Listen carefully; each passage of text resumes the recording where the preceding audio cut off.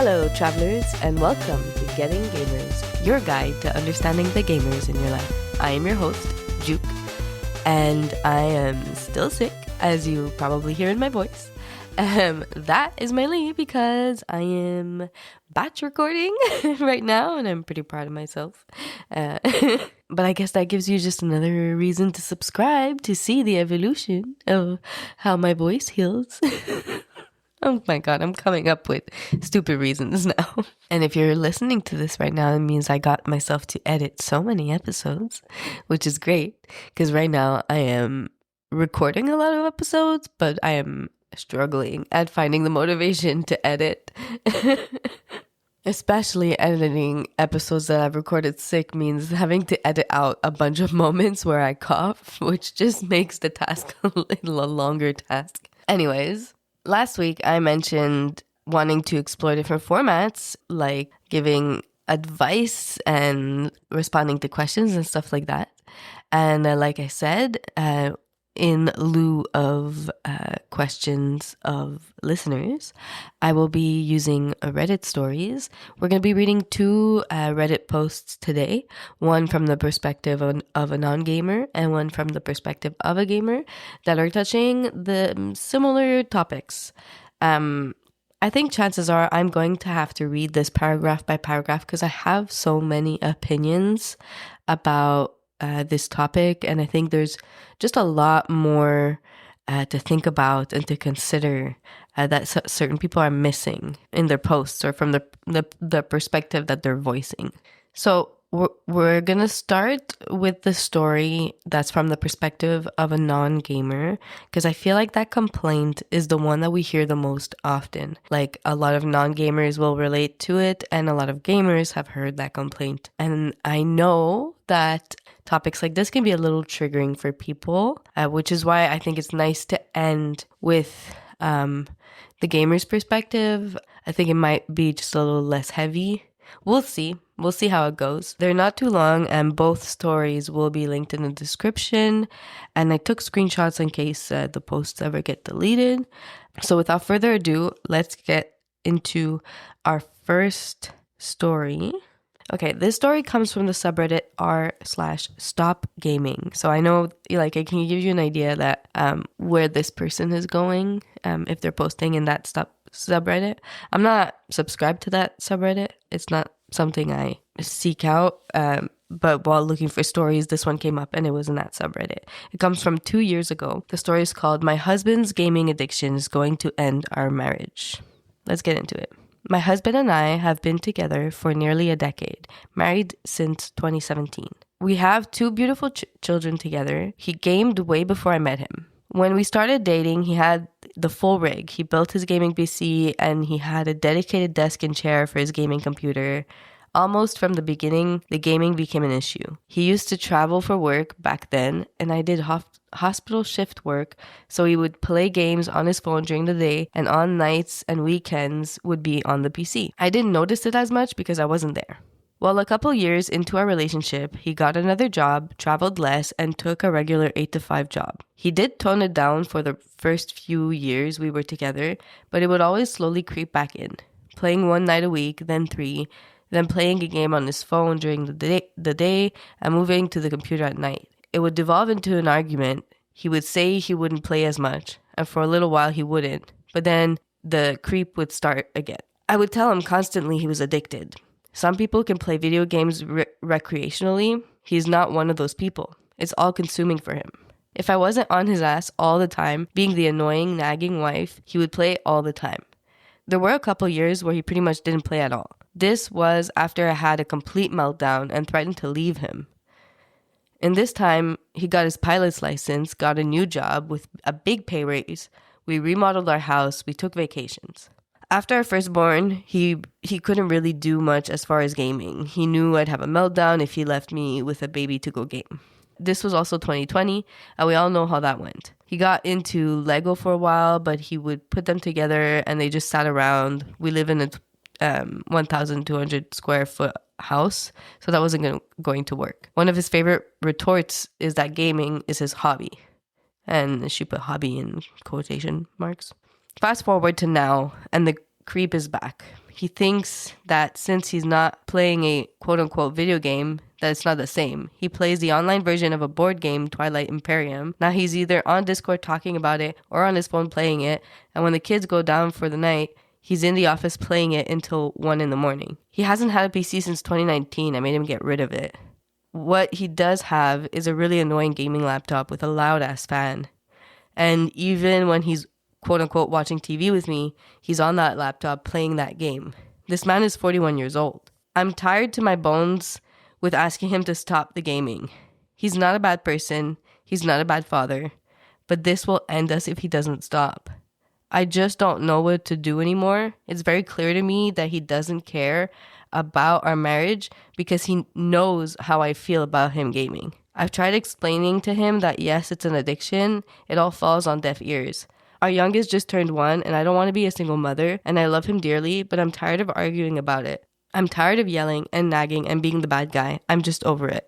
I did to say thank you for all the helpful comments. I agree with the escapism, with gaming being an escape. I also think gaming is a way for him to tap into that reward sense of accomplishment center of his brain. Okay, so I did succeed in making it all the way through without stopping at each paragraph, but I do have a lot of opinions because the story kind of breaks my heart. It makes me sad that she said, she put hobby in quotation marks when she said that he says that it's a hobby because it is a hobby for many people. And she mentions him having an addiction. And I do believe that some people do develop an addiction to gaming. And I remember when I did the episode in season 1 about gaming addiction, I had someone reach out about the subject and telling me that they were grateful that people were talking about it because not everybody realizes that it's a real issue. So I don't want to neglect that. And if this is what he really is struggling with, then so be it. I hope he gets help if it's truly an addiction. But from what I'm reading, it doesn't feel like he's addicted. It sounds to me like he's passionate because you're saying like he goes on the game when the kids are down to sleep. It would be a different story if you were telling me I have to put the kids down to sleep alone and I have to do everything alone because he's always gaming. And I've been there. I've been in that situation of like, I have to handle everything alone because he's always gaming. And, I still didn't like make the person get rid of their PC. Especially building your own PC. I feel like for me, I built my own PC a while back. Because I thought it was a fun, like, puzzle type challenge. Definitely having built it, I'm definitely more attached to this computer than I've ever been to a computer ever. I've never was really attached to my computer before building my own and investing that time in that research. So that broke my heart, like finding out that like she made him get rid of his PC. Then again, like it would have been different if you said we were struggling financially and we needed to buy something important or pay medical bills for the baby and we had to sell the PC because a PC can be like a few $1,000s, then I would understand. But then just saying I had a meltdown and made him get rid of the PC, that breaks my heart. I think what I'm truly like understanding here is that if let's say we're going on the premise that like I'm not feeling from what I'm reading that this guy in this relationship is truly addicted to gaming. I think he's passionate. If he truly like had an addiction to video games, the issues that you would be bringing up in this post and that she should have brought up in this post is everything that's being neglected because of his gaming. But the only like hint of neglect that I'm getting, like I'm not getting from this post that he's neglecting his kids. I'm not getting from this post that he's neglecting his household, like his chores and stuff like that. I do feel like she's feeling neglected in the relationship. Like when she's saying when they're watching TV together that he's gaming, that is definitely like for me in our one-on-one time, especially if the only one-on-one time we have is watching TV. Like when you have kids and you're working, your lives are so busy that often like that hour or two that you get watching TV with your partner after you put the kids down might be the only free time that you guys like actually get to have together in that day. If my partner was disconnected from me, I would also have a problem with that. So I'm definitely feeling like she feels neglected in the relationship, and that is so valid. And that does happen with people who are really passionate about their hobbies, no matter the hobby, right? Like I know so many people who like knit and crochet, and they are knitting and crocheting while doing absolutely any tasks where their hands are free. So if they're watching TV, they're knitting, crocheting. If any time they're doing something that doesn't require their hands, they are automatically knitting, crocheting. And that is not seen like a problem to anyone, right? I think you have to keep that in mind. Like if you do see it as a hobby and you compare it to other hobbies that you know that people are really passionate about, then I think it makes it more understandable. And it does feel like he does show that he's able to have self-control, but you have to understand that like being deprived of something that you're passionate about, of course, when you get to tap back into it, you might like dive deep, or at some point you kind of like fall back into old patterns. But it might be also this vicious cycle of like he ends up falling into this deep pit of gaming all the time because he doesn't have this space to actually develop like a healthy routine, because it's all or nothing kind of like he knows he's going to end up having to stop because there's going to be another fight or something, and so he's trying to cram in as much gaming time as he can before he has to stop again. Those are like a lot of possibilities. And I wonder if that cycle is maybe contributing to the feeling of addiction, because yearning for something that you're passionate about is like a totally understandable and human feeling, right? It's really sad to say, because I think this is a situation where this couple should have realized they weren't compatible a long time ago. If she really has such a problem with his hobby, and again, going off the premise that I don't believe that this is presented as an addiction. I mean, if he's 41, I don't know what age she is. It didn't mention it. But I mean, gaming has been a big part of his life for probably like most of his life at this point. And forcing him to give up like this hobby that he seems really passionate about. And she mentioned Discord, which means community. If he's on Discord, that means like that's his friends. That's the people he's talking to and playing with. And I think a lot of people don't understand that. And I'm going to do soon an episode to dive deeper into Discord to help people understand, because I feel like that's just not something that non-gamers necessarily expect or understand, is the community that people find on Discord. I've dated so many gamers that like come off as such introverts, but the definition of like introverts and extroverts is introverts, they recharge their energy when they're like alone at home and stuff like that. And extroverts, they recharge their energy by like socializing with their friends and other people. And what I've come to realize is a lot of the gamers I thought were introverts, I thought they recharged their energy by being alone. They are extroverts. It's just it presents differently. They recharge their energy by talking to their friends, and they talk to their friends almost daily. And it's so impressive. I don't have that many friends that I talk to that often. And I don't really feel like talking to people that often. I come to realize that some of these gamers that I've dated that people are so convinced are introverts are more extroverts than I am. So it just makes me sad, because I feel like there were clear signs from the beginning, from what I understand, that they were maybe not compatible, and now they've gone so far into the relationship. I think there's like compromises to be made. I know that I've had in the past situations where I've had to ask partners, hey, can you not log on to Discord as soon as you wake up on your off days?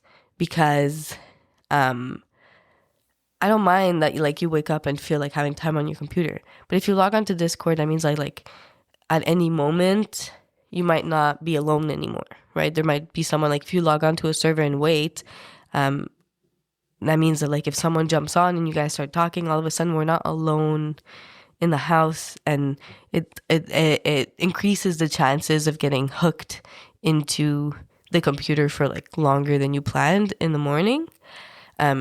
And so I've asked that because I don't put on all these limits, because I'm not in control of my partner. Like I've had people ask me as my partner, hey, can I go game? And I'm like, I'm not your parent. When I go watch TV, I'm not like, hey, can I go watch TV? So I've always found it weird if a partner asks me, can I go game? Why are you asking me permission? But I've come to understand that like they've had previous relationships where it's been really like problematic and strict. Some people are so convinced that gaming is bad or a waste of time that they're not keeping their minds open, because if your partner is gaming as much as you watch TV, let's say, like for the same, let's say you watch like 2 hours of TV a day at the end of your day, and they game for 2 hours at the end of the day, they're spending a more productive 2 hours than you are.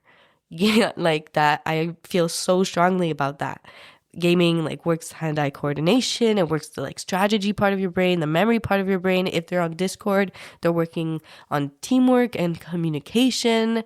There's just so many benefits, and it makes your brain work so much more than watching TV does. So what's the issue, really? Is it that you're not spending time together? Is it that they're not contributing to the household? If that's the issue, then you have to name that issue. If you wish that your partner would make sure they did their chores before they game, then you have to communicate that.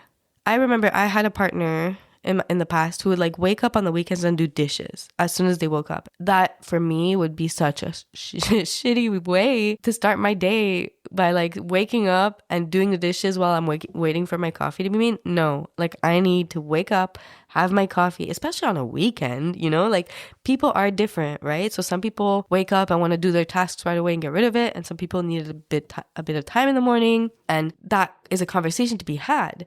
I think it's very easy, like for me, to imagine that conversation and be like, okay, ask my partner, what are they like? Let's say my partner's like, I'm the type of person who likes to like have a bit of computer time in the morning on my days off and then get going on work. And then being like, okay, well, can we be a little honest, or can I be a little direct and say that maybe lately you've shown that it's hard for you to separate from the computer and get going on your tasks, and that we've fallen behind on tasks maybe in that system. So would you be interested in exploring ways that we can improve that system? Or would you be interested in exploring different systems? For example, making sure you do a task before you plug into your computer, or making sure you set yourself a timer and then you respect that timer. You can also have conversations about how you feel about the household chores. Like for me, if I have partners that like leave everything onto me, or in the past when I have been the partner that hasn't contributed to the household tasks as much as the other partners, I have felt like it was a sign of disrespect.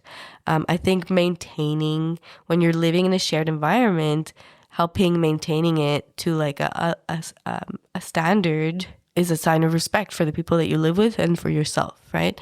And sometimes people have different standards, so that also has to be communicated, right? There are conversations that need to be had, but you have to be honest with yourself with why the gaming is an issue for you. Is it really about the gaming? Is it about the types of games, or what you're seeing on the screen is bothering you?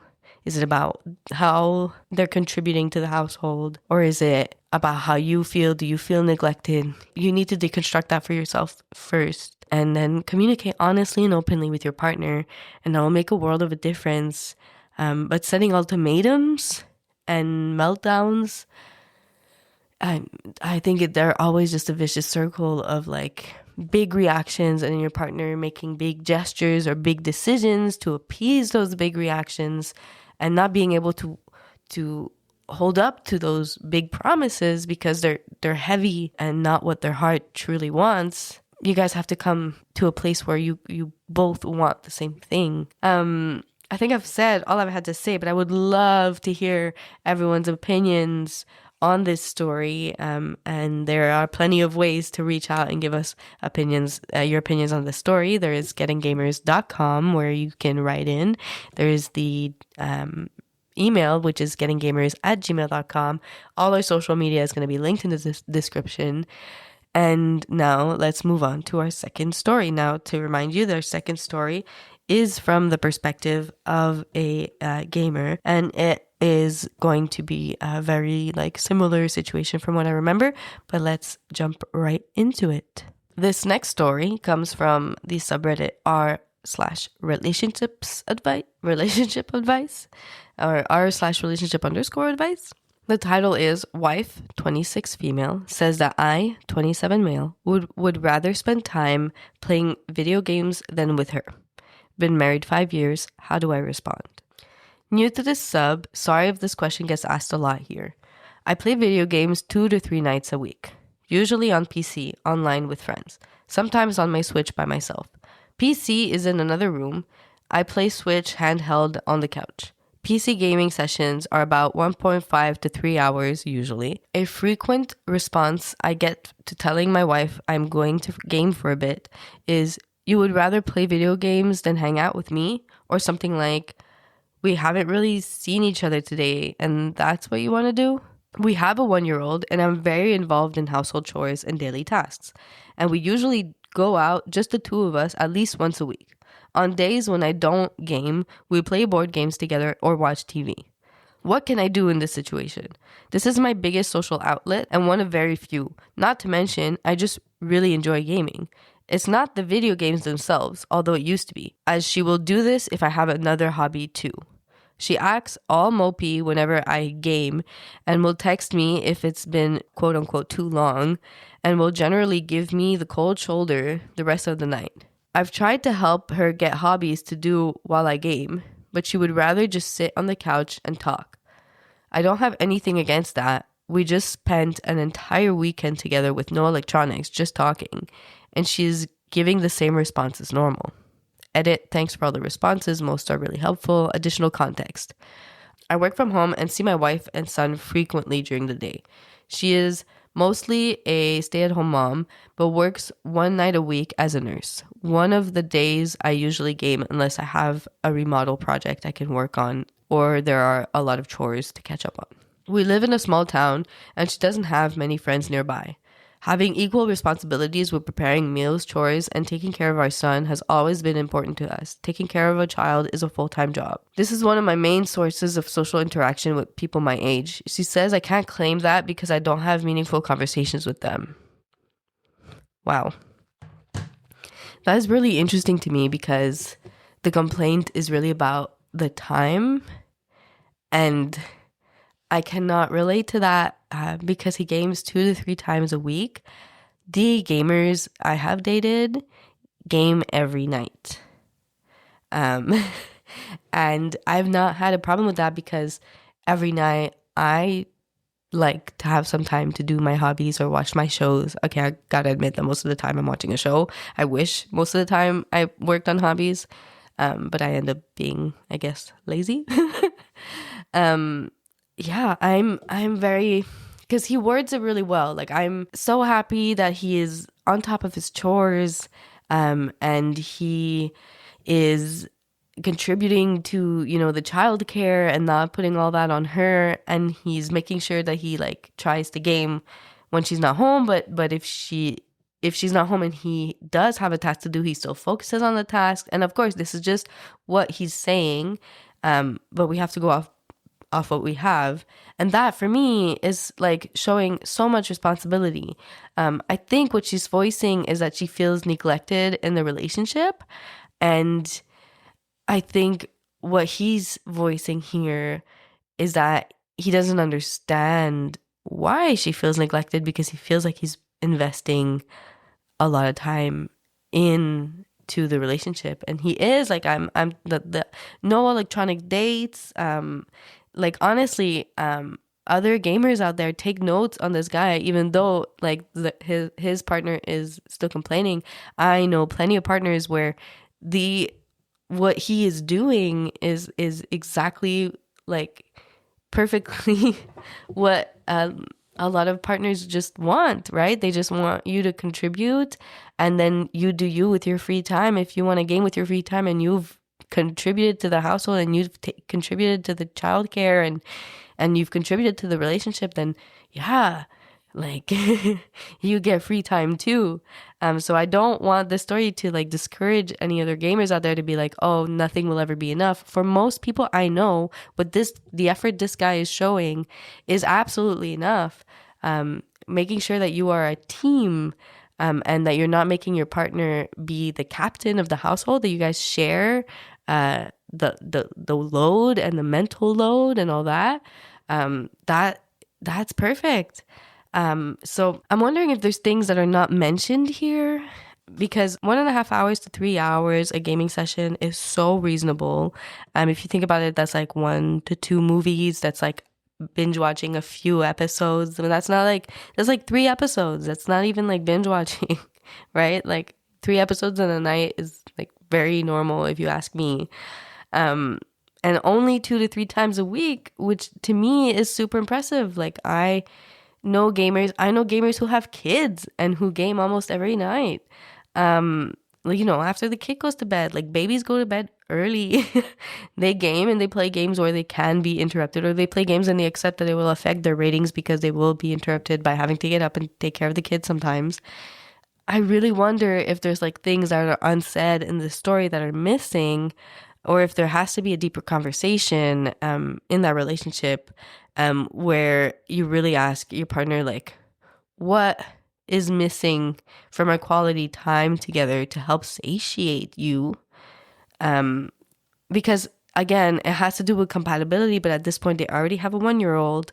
Maybe for other people to learn from this story is to have conversations about what expectations your partners have in a relationship. I'll give an example that has nothing to do with gaming, that's personal to me. I know not everybody agrees with this, but I do not eat meat. I haven't eaten meat. I stopped eating meat when I was about 12. And that journey has been my own. When I am in a relationship with people, I make it very clear to them that I do not expect and I will not push them to stop eating meat. I won't be the pushy veggie person. However, I do not want meat in my house. I don't want meat in my kitchen. I don't want meat in my fridge. I don't want a pool of blood because they're thawing out meat. I don't want that. That makes me uncomfortable and that makes me sad. And I don't want to be having to read labels in my own home to make sure I can eat that food. So that's my rule. And I think as long as like that rule is respected, then I try not to be pushy, and I try not to put documentaries down your throat. Though I always will suggest them. Like I will be like, if you want to win points with me, watching those documentaries definitely will make me like so happy and impressed. But I typically don't feel like sitting through a documentary I've already watched, so I'm not gonna like push you to watch it or sit down with you and make you watch it. Like that's not my thing. But I don't want it in my house. And if it does start appearing in my house, then yes, I will become a lot more preachy because I will, be struggling with the visuals and all that. And I know that not a lot of people can relate to that.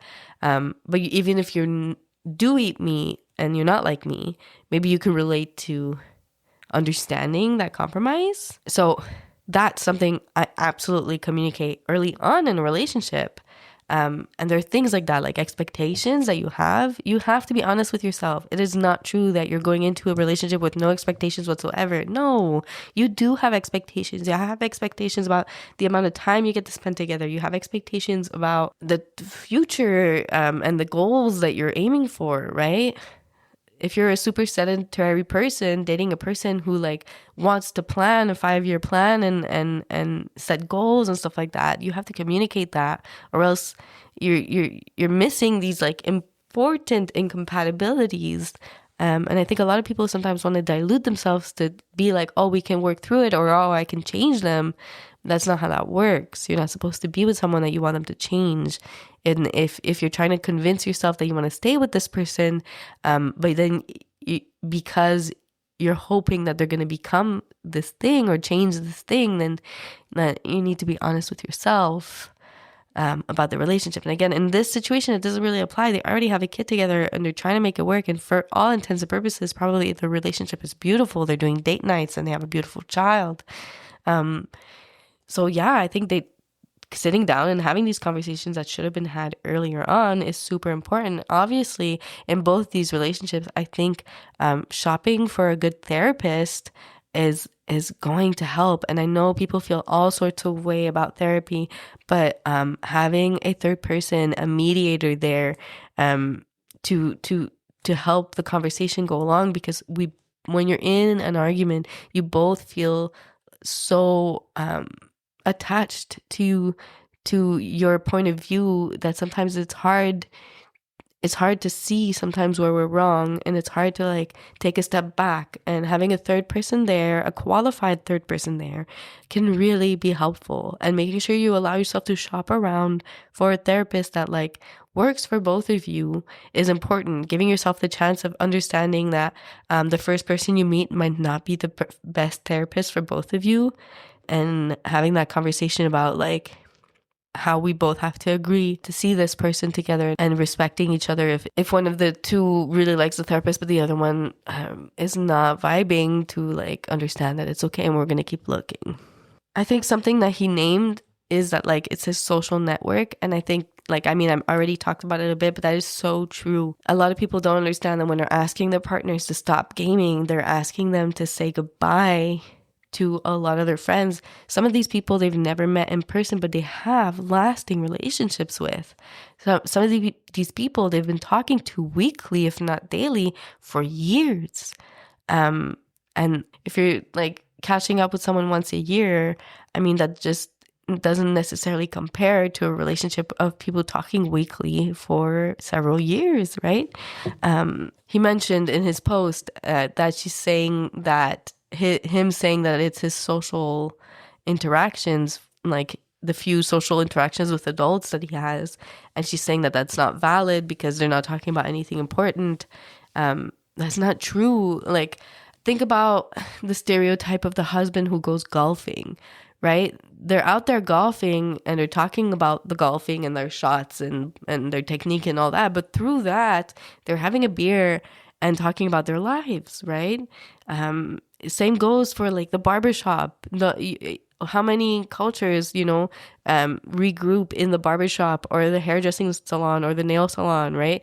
And people just go there, and yes, of course they're doing a task, but they're also talking and having community. It's so common with so many hobbies.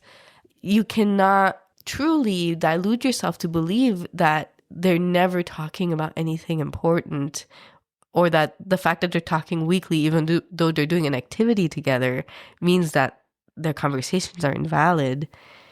You just can't. I don't know. You've seen sitcoms where the husband or the father goes bowling, has a bowling league, or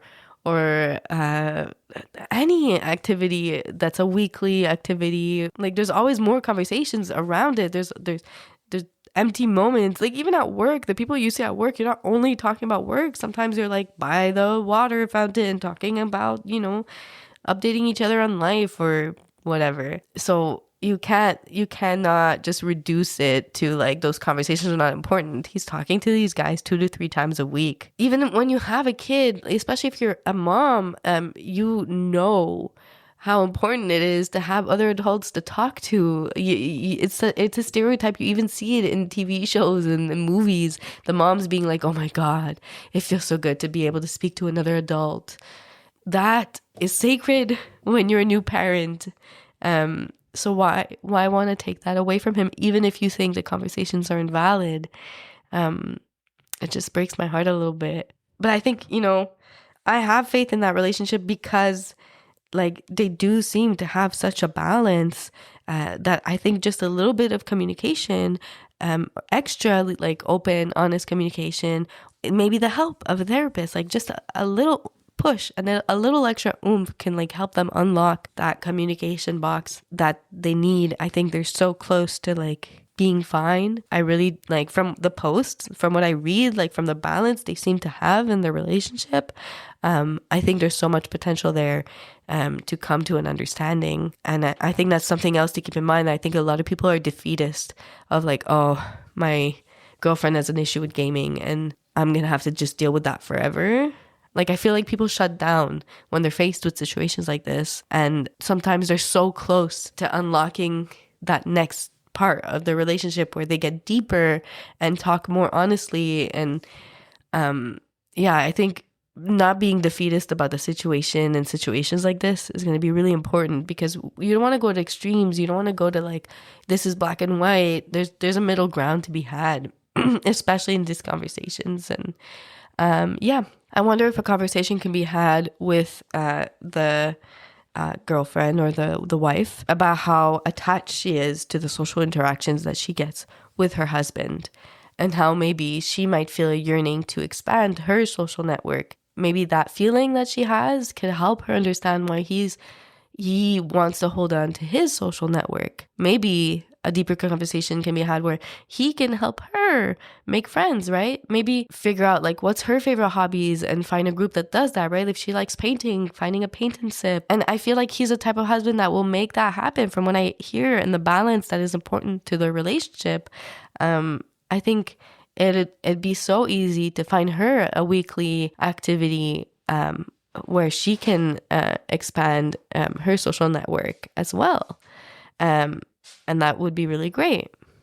I'm so curious to hearing everyone else's thoughts on this. I didn't dive deep into the comment sections of either of the posts because I wanted to make sure I gave my pure opinion and that it came from me. But I invite you to explore the comment section and let me know what you think, and if you have different opinions than me, you want to delve deeper into these topics, or if you have you need advice, or you have questions, or you need to rant and you're hoping maybe I can give you advice, you can always write in gettinggamers.com. I know I've said it before, and leave your questions and rantings and need for advice, and maybe you'll make it onto the next episode.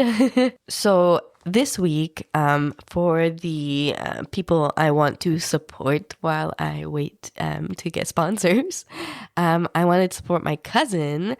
My cousin does premium car detailing, like car, like he cleans them, and oh my god, it's like personalized services.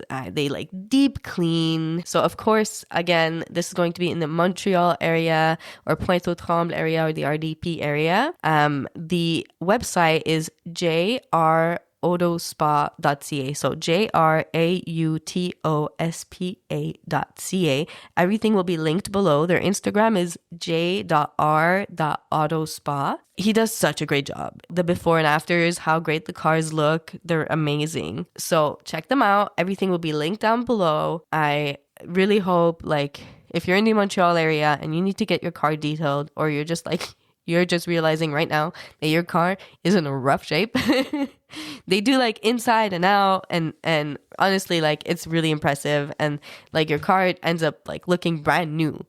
So I highly suggest it. Go check them out, JR Auto Spa. And tune in next Tuesday for another episode of Getting Gamers. Maybe next Tuesday will be an interview. So subscribe, comment. What is it in podcasting? It's rate, review, subscribe. Yes, rate, review, subscribe. And honestly, share this episode if you think people can relate to it, or if you're like trying to open a door to communication. I think this episode could be a great way to say, hey, we are dealing with similar issues that are addressed in this episode. Would you mind giving it a listen and discussing it with me afterwards, and telling me like how that episode made you feel? That, I think, could be a great way to open communications and also help out your favorite podcast. Anyways, until next time, GG. Our podcast art was made by the wonderful Ariel, who can be found on Instagram at ProfitOpossum, and our intro and outro music was made by David Feslian from FeslianStudios.com.